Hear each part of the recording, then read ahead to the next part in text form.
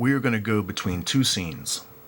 One, which you're looking at, the gangs of New York. The other will be the movie Fantastic 44, Rise of the Silver Surfer. What we're going to connect to the Fantastic Four movie is something that you're looking at right here. An Irish invasion. While the North invades the South, the Irish invade New York. Talk about locust. Irish and more Irish. This year, we have whole shiploads of them. First off, there's the absolute evidence that the biblical identity of the locusts are being psychologically propagated in semblance of red hair for some sort of upcoming staged event, in essence, the supposed alien invasion. And this is the setup for it, and the subconscious, and then it's also the conveyance and code to the initiates that can understand that, so that they understand what to expect, and that everything, I would imagine, is going according to plan for them. So talk about locust, Irish, and more Irish. This year, we have whole shiploads of them. The last line is what we're going to focus on. Whole shiploads of them. Now, if we're taking this in perspective for codes for an upcoming event, well, what would these ships be like? Certainly not boats, unless we're talking about celestial boats, floating craft, more commonly referred as UFO. This is the intended message, the intended goal, the setup to display that not only are they going to produce the ringer, the red herring, as the locust, but they're going to produce them in these amazing UFO type crafts, which of course is going to further seal the deal for this negative connection to the Reds. They've already planted that in the psyche of America, 1947 with Roswell. And everybody knows that supposedly America accepted all sorts of secret alien technology from their interaction with these droid-like gray aliens. But in reality, the U.S. had been gaining this technology well before then. So it's a setup to, in a sense, create the idea that God is destroying America for its collusion with these fallen ones in more ways than one. But as you know, that it's their very own hand that is setting this up to appear as God, in which in essence they're trying to tell you that they're God. So there's much more to this. The understanding of the immigrants in which this scene is relative to, it's the immigrants that are coming off the boats. All right. If we have time in this video, we'll talk about that after I show you the scene from Fantastic 44. And it will be relative to a song from Led Zeppelin, which will be called the Immigrant Song. They come from the land of the ice and snow. Well, obviously Led Zeppelin is speaking about the tall, white-haired Nordics, the Army of the North. Not these faked, staged Reds, which will give you a clue to the understanding of who they are seeking to produce to get rid of the Reds.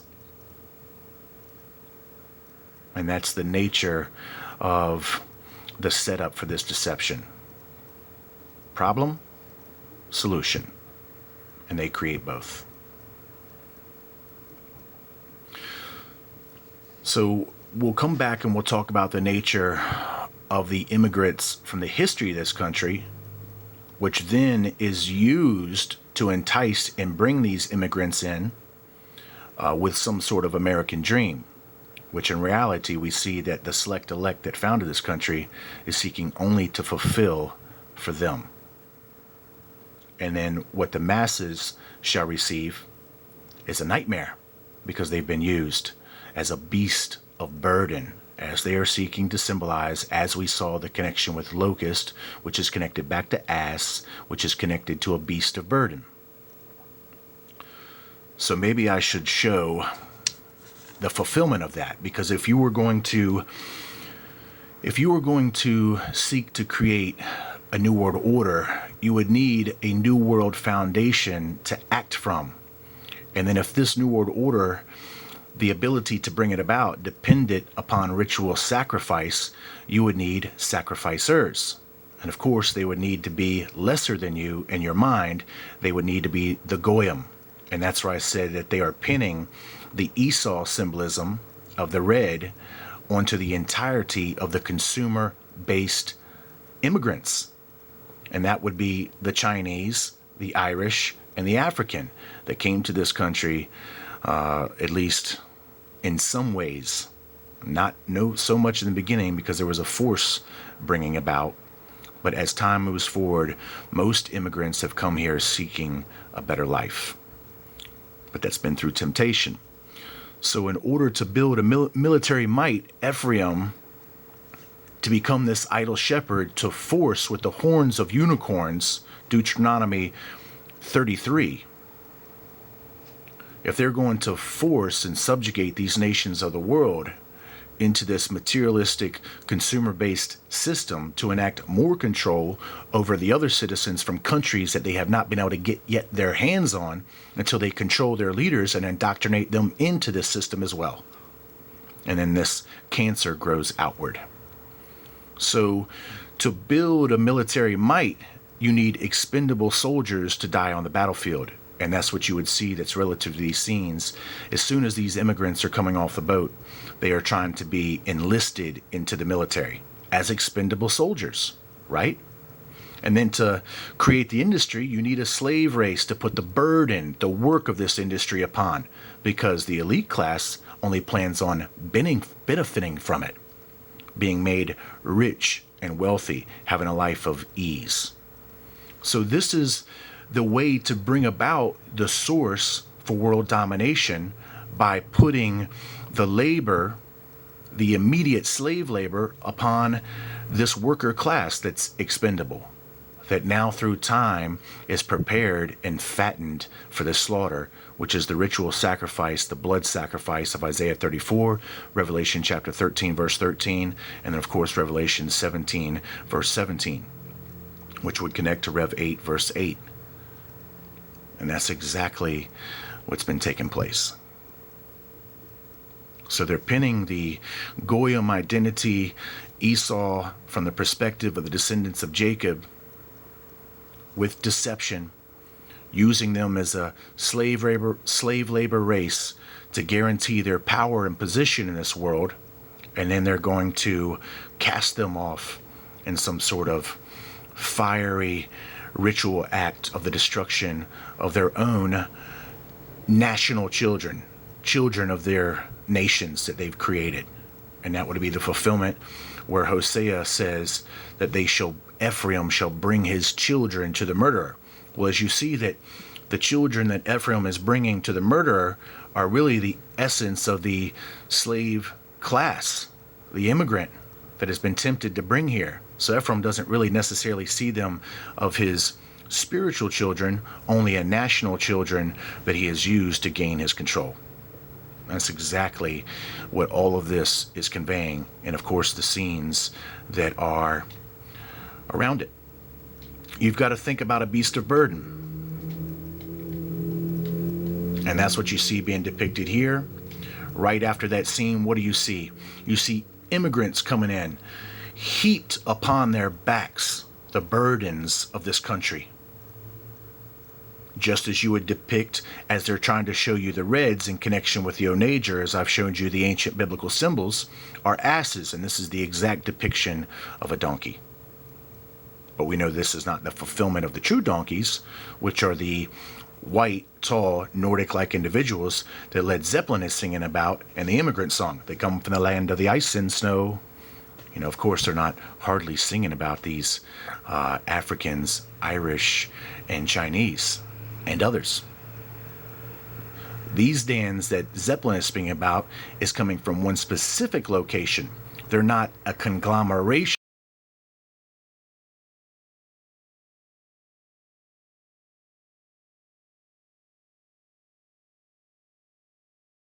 them. In essence, as I said, they're immigrants. They're coming off the boat. And now you will see the masses of immigrants, which will be depicted not only as reds, but also blacks, Chinese, and others. This is Ephraim's worker class. And you can see how they are immediately going to treat them. Right there. Now here's what's interesting. You're going to see that this whole group is considered the blues. Ah, there's more symbolism there. This is what's going to show you that Leonardo DiCaprio in this symbolism here is working with the blues. In other words, he is on the square and he is showing the symbolism of the inverted triangle. Specifically, that arm posture there is no accident. And that is what is further conveying through their symbolism and their secrecy that these reds are working for the blues. As you'll see that the blues are preparing this deception from the movie Fantastic Four and even preparing these floating crafts to make all of this highly convincible. So my objective here is to get you to see that the immigrants are being severely mistreated by the blues. But at the same time, notice that what we have here is one of the reds is actually against his own people, in which is what is really telling you that these reds and the blues are the same thing. There's really no separation. Just as Leonardo DiCaprio was just showing you with his symbol, with his inverted triangle. So the point to see here is that there really is no separation between these reds and blues. The only separation is between the worker class ethnicities that they have considered the beast of burden, that then they're going to further symbolize is really the product and the children of the arrival of these reds, which are going to be made to appear as super evil. And then, of course, they're going to try to bring about that destruction of them and removal of them by what they want you to believe now is the real Elohim, which would be those white, tall-haired, Nordic-like Dans, that master race. But you should know, Jesus Christ says, nope, that don't happen. The Dans are legion. They're not going to work for you. They're going to eventually work for Jesus. And Jesus informs you of that if you understand where he is gone between the crucifixion and the resurrection. He goes to the underworld. And in some of his parables will tell you who he's speaking to and what is going to be brought about. We've got a train. This will be the time where I go ahead and switch over here. Now, if you didn't understand what I said about that red being with the blues, that is a part of all of this,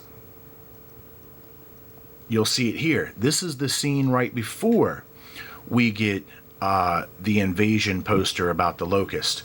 And notice right there is the chief blue, the illuminated one eye, the left eye Illuminati right there. Notice that this man is Irish, being symbolically depicted to you in the assemblage of the red. That represents the other side of the polarity, correct? Because as you saw in the Fantastic 44 movie, that the female was depicted as the red and then the male was depicted as the blue. It's the same thing here, regardless of them being male or female. It's just telling you that they are still working together. They are unified.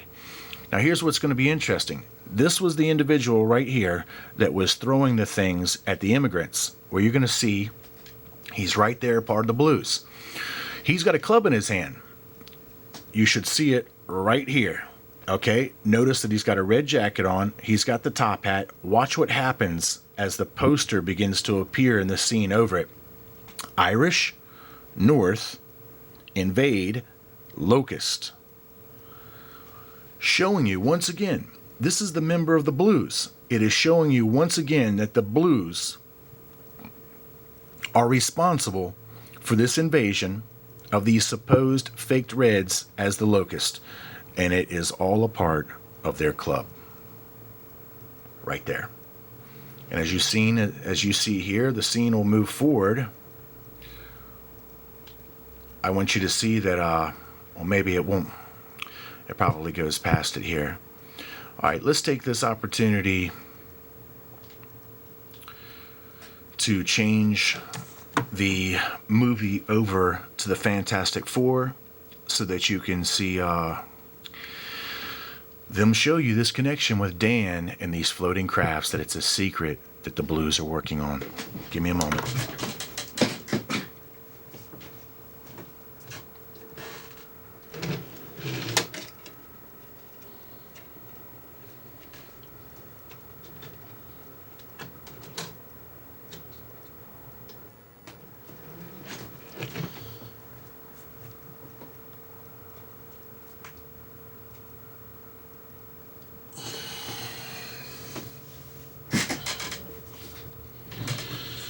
Yeah, interesting there, huh?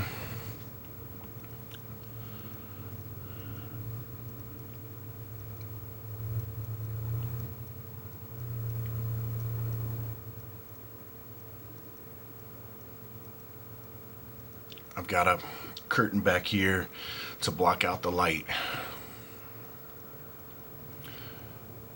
The glare is really bad on the TV, and in the daytime you wouldn't really be able to see anything. You actually can't see too much here because of this dark band that keeps going through here, but I think that we'll be able to see enough. Of course, I've got basic technology here. This is all coming from an old PlayStation through an old TV, and it's going to probably take me a few moments to get to the scene, but it will be worth viewing without a doubt. Yeah, my room is pretty messy back here behind me. You know, it's hard to kind of, cover all this information and all these sources right here in singular videos. I'm constantly going through all of the papers from the other videos that I've already done. Once again, you want to see a message here, the same thing for the red, white, and blue,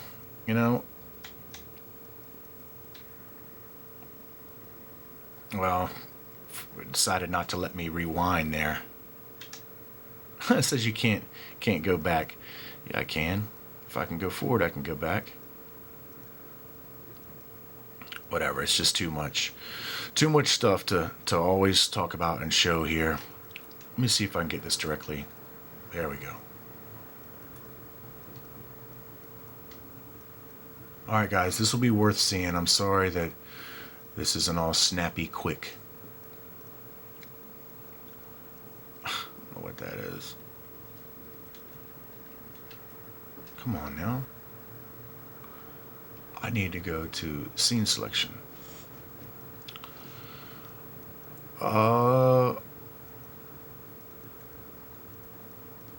Let's try right here. Alright, this is where they were just saying that he hopes that it's going to rain on New York City. We've seen this.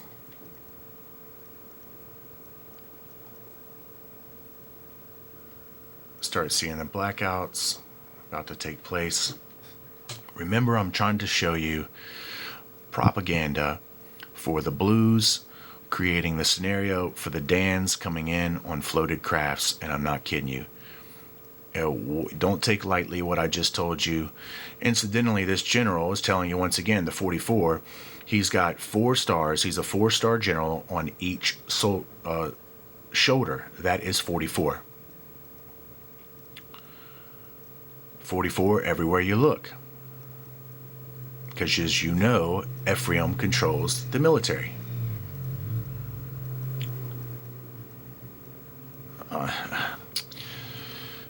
Sorry that you gotta go through these.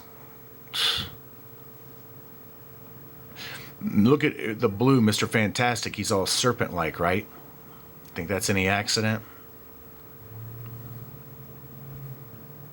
coiling up and spinning around like a writhing serpent.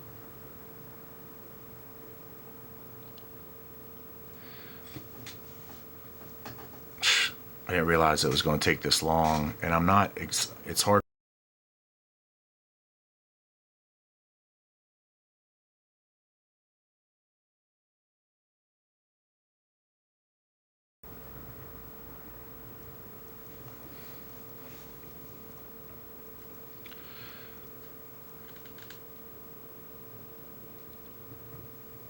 And there's all sorts of codes in here that they're conveying.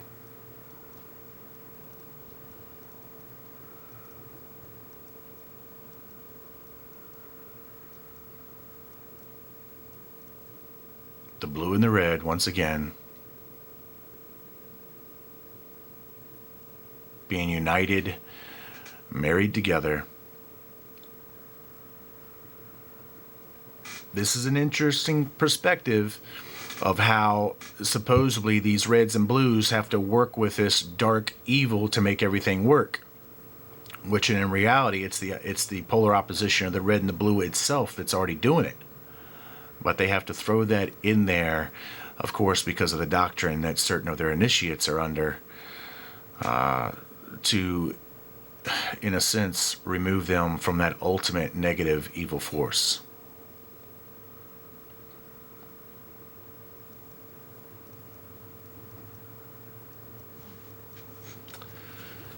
Oh, I did not realize it was going to go on this long, and if I skip to the next scene, it might take longer to make it come about, because I have to rewind, and if it's not the scene, I'd have to go back through it again.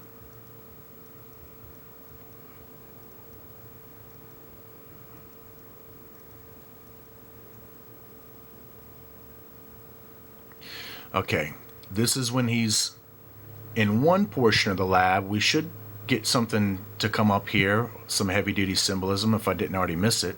Probably did. We get the number 33 on the elevator that's leading to the lab room. Interesting.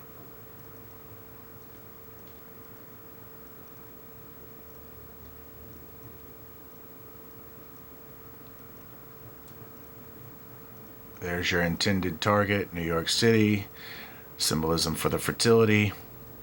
In essence, the blood. Sacrifice location. Oh boy. When the Rock was bringing that bride in, here comes the bride. In essence, the bride is being ushered in by that stone.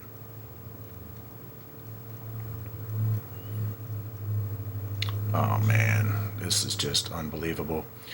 Okay guys, I'm gonna skip to the next scene and somehow see if I can find it here. There we go. Pretty interesting. Cosmic radiation alert. Right there. New York City. Remember the wormwood? Remember what I've been telling you about Fukushima being used in a lot of aspects as a pilot study, and then we have all these nuclear power plants that once the system goes down, they plan on irradiating everything, in which in essence fulfills a macro fractal for them, and that they believe they're trying to get rid of cancer, which would be the undesirables. But you know that they themselves are the cancer. They're the EFAT. They're the blackness. They're the darkness. They're going to the dark side of the moon. Everything with their symbolism is associated with the darkness, and even their dark prince, this dark matter connected back to CERN, in which I've got some things to talk about coming up. That is telling you the connection with more biblical prophecy concerning the wormwood, that these waters are going to be made bitter. Of course, this is why they're bringing the masses of amounts of water to the moon, because all of this is about to be made super bitter.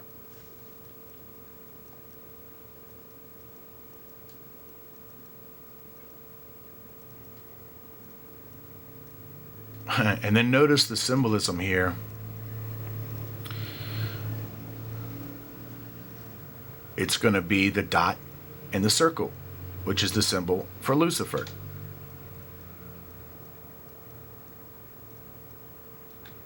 Right there. Right there. It's almost the Ouroboros symbol, but the dot in the circle is the symbol for Lucifer. New York, landfall, imminent. What's with this meteor-like comet thing? And then there's our little funky rabbit once again that we saw at the Sinai Peninsula, which is telling you who is really involved with this deception of the sacred feminine.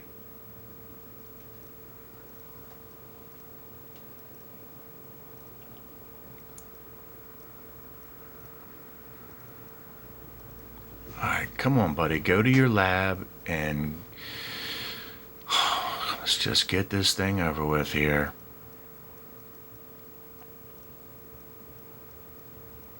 Oh my gosh, if I might even be, I might have just done past the daggone thing. Okay, me try one more time.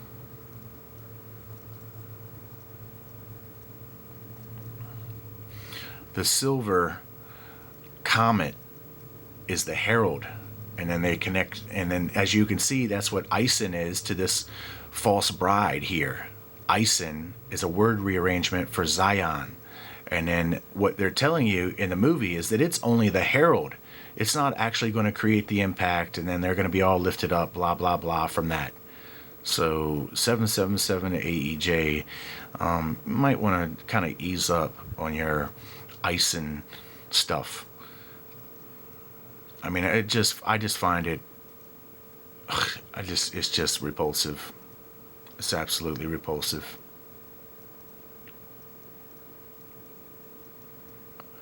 Well, guys, I don't know where the scene is. It's there. Obviously, I went too fast beyond it.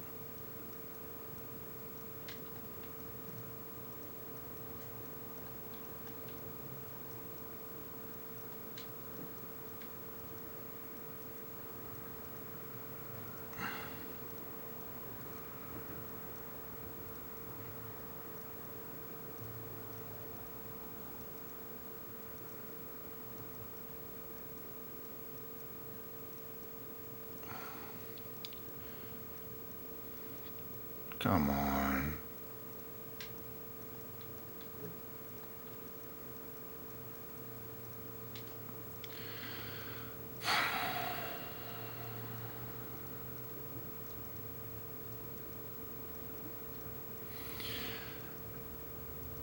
There it is. I went way too far beyond it. I'm going to put this in the description where the seconds are that you can view what I was trying to show you, and it's about to come up.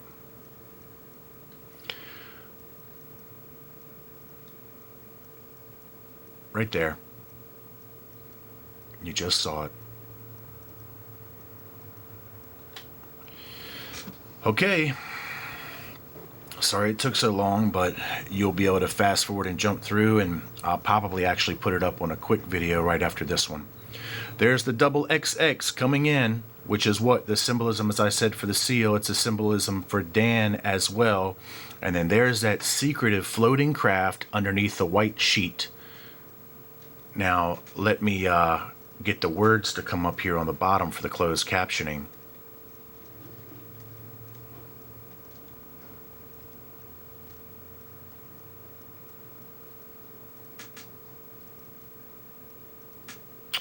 One second, guys.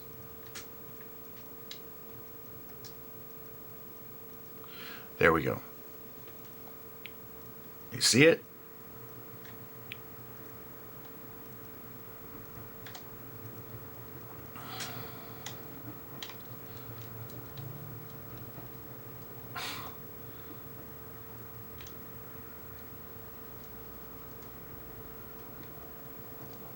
Gosh, nothing. I tell you, nothing is working properly right now. There you go, Dan. He introduces once again, the focus here are those two X's on the uniform.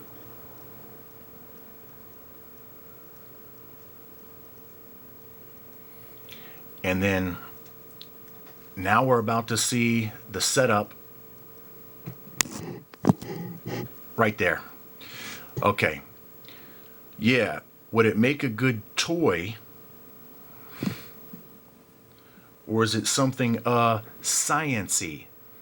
Now, I want you to see that this edge right here is the end of their screen. They're only showing these three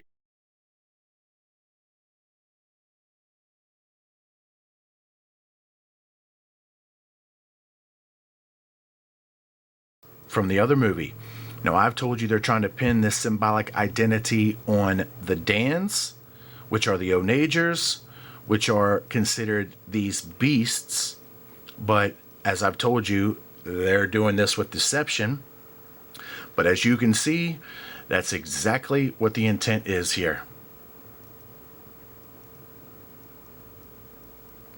He says,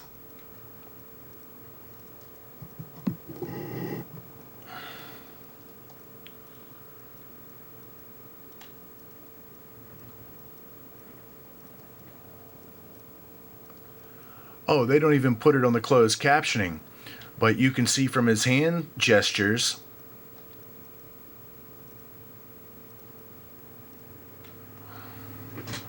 the second he tries to peek under there,